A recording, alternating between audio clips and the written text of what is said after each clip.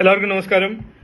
ഞാൻ ഇന്ന് ടി വിയിലും ന്യൂസ് പേപ്പറിലെല്ലാം ഈ കോൺഗ്രസിന്റെ നേതാവും ലെഫ്റ്റിന്റെ നേതാവും പറഞ്ഞതും വായിക്കുന്നതും കേട്ടു. അവരും ഇന്നും ഈ ബൈ ഇലക്ഷനെ കുറിച്ച് ജനങ്ങളുടെ പ്രശ്നങ്ങളോ അവരുടെ പ്രോബ്ലംസിനെ കുറിച്ച് ഒരു വാക്കും പറയുന്നില്ല. നിലമ്പൂരിന്റെ വികസനത്തെ കുറിച്ച് ഒരു വാക്കും പറയുന്നില്ല. അവർ പറയുന്നത് ഇന്നും BJP RSS എന്ന് പറഞ്ഞ് നടക്കുകയാണ്. ജനങ്ങളെ പേടിപ്പിക്കാനും അത് മൈനോറിറ്റി കമ്മ്യൂണിറ്റിനെ പേടിപ്പിക്കാൻ അവരൊരു ശ്രമം. ഇതില് ഞാൻ പറയാൻ ആഗ്രഹിക്കുന്നത്, ഇത് ഇവർക്ക് നാണമൊന്നുമില്ലേ? 60 കൊല്ലായിട്ട് ജനങ്ങൾ ഇവിടെ അവസരം കൊടുത്ത് ഇവര് ഭരിച്ചതല്ലേ LDFും UDFും. 43 കൊല്ലം കോൺഗ്രസ് ഭരിച്ചതല്ലേ? 17 കൊല്ലം ലെഫ്റ്റ് ഭരിച്ചതല്ലേ? LDF അല്ലേ കഴിഞ്ഞ 9 കൊല്ലം ഭരിച്ചത്? ഇവിടെ ഒരു വികസനം നടന്നിട്ടുണ്ടോ? ഒന്നും നടന്നിട്ടില്ല.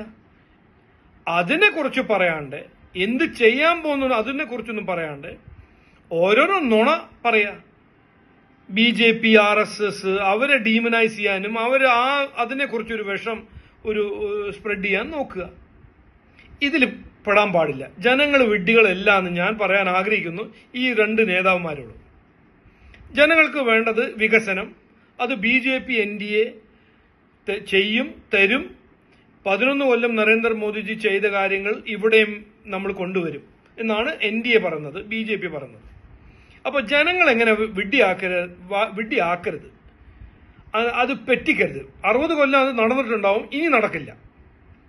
എന്നിട്ട് അങ്ങനെ എന്തെങ്കിലും അതിനെക്കുറിച്ച് സംസാരിക്കുകയാണെങ്കിൽ നമ്മൾ ജമാഅത്തെ ഇസ്ലാമി എങ്ങനെ ഒരു സംഘടനയാണ്, PDP എങ്ങനെ ഒരു സംഘടനയാണ്, അത് മെയിൻ സ്ട്രീം പോളിറ്റിക്സിൽ വരുമ്പോൾ നമ്മുടെ നാടിനു വേണ്ടി, മൊത്തം നാടിനു വേണ്ടി ഒരു അപകടമായ ഒരു കാര്യമല്ലേ?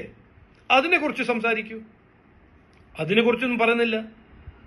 അപ്പോൾ എനിക്ക് പറയാനുള്ളത് ജനങ്ങളോട്, വോട്ടർമാരോട് എൻ്റെ ഒരു അഭ്യർത്ഥന, ഇവരെ നുണ, ഈ എലക്ഷൻ ഇവരെ നുണേനെ തകർത്താനും ഞങ്ങളെ പൊളിക്കാനും ഈ ഒരു എലക്ഷനായിട്ട് കാണണം.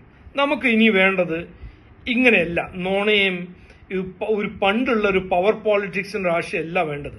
രാഷ്ട്രീയ സംസ്കാരത്തിൽ ഒരു മാറ്റം കൊണ്ടുവരാനും ഒരു പോളിറ്റിക്സ് ഓഫ് പെർഫോമൻസ് ചെയ്യുന്ന ഒരു MLAയും പാർട്ടിയും ഇവിടെ കൊണ്ടുവരാനാണ് നമ്മളെല്ലാവരും